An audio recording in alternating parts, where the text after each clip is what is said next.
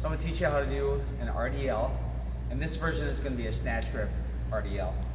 Now with snatches, the proper way to get your grip is to go from the distance of your elbow to the outside of your fist, and a lot of times you can measure that distance. That seems to work. Another way you can get your proper grip is you can rest the bar in the crease of your hip. So what you do is you grab the bar, kind of put it in the crease of your hip, bend over, and take it up fairly straight, and that's usually going to be a pretty good grip. But again, it has to be based on what is natural for you too. So that's a pretty wide grip for me, and my body doesn't like that.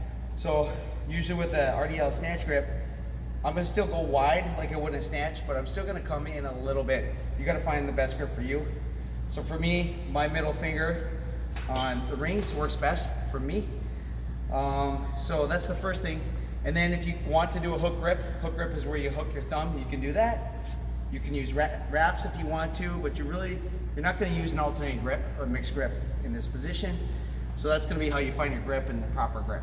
I'll wait. Go ahead. So now, when you approach the bar, always kind of bend your knees underneath the bar. When you approach the bar, chest up, step out. Now you're gonna get your hip position. You're gonna want your feet a little bit wider shoulder width, big chest, elbows turned out. Always, now I'm gonna begin the descent. I'm gonna always keep the bar close to the body as possible. And I'm gonna try to go below the knee if I can. Mid shin is ideal. Butt goes back, butt goes back, butt goes back, butt goes back.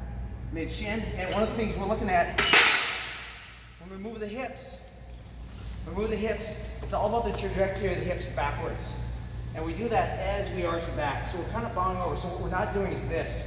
We're never doing this style because my rear end's not moving back. The goal is hips back, and usually you're going to stop the bar descent as soon as your hips no longer travel back.